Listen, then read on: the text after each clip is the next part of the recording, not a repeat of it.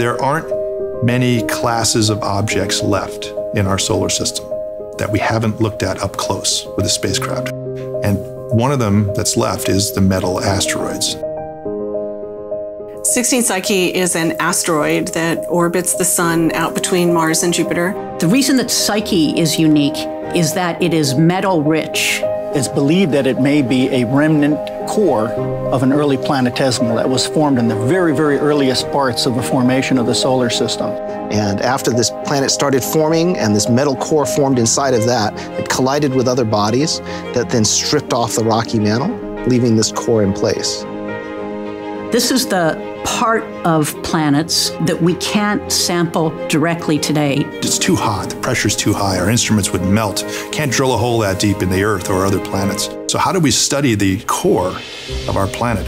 Psyche gives us the opportunity to visit a core, the only way that humankind can ever do. And it would be the first metal object that humankind has ever visited.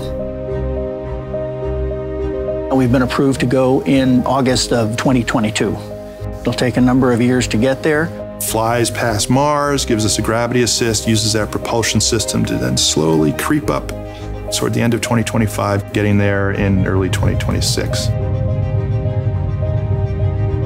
We'll go into 4 concentrically smaller orbits to collect the necessary measurements that we need from our 3 primary instruments.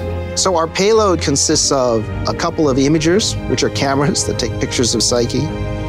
Also a gamma-ray neutron spectrometer, which allows us to measure the elemental composition of the surface of Psyche. And then a magnetometer, which will allow us to detect any magnetic field that's left at Psyche.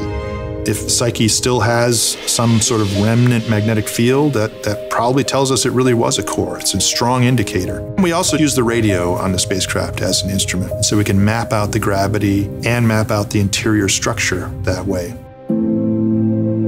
We're using a particular thruster technology, Hall effect thruster technology. They operate 5 times more efficiently than normal rockets, so they use a lot less fuel, and is what allows us to get into orbit around this asteroid. Solar electric propulsion has been around for quite a while, and it has flown before, but we're continuing to push the boundaries. We're going to have big 5-panel fold-out solar panels that will provide the electricity for the thrusters, which use as propellant the noble gas xenon. This will be the first time that Hall effect thrusters have flown in deep space.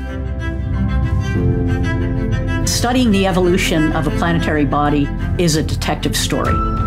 There's a magic to when you actually are on the launch pad and you say, we're go for launch. And you feel like singing and dancing and you feel like throwing up at the same time. Let's go discover things about our solar system that we have no other way to do. I think that it's fundamental to who we are and also who we should be. It's an incredible opportunity to be a part of the team making that happen.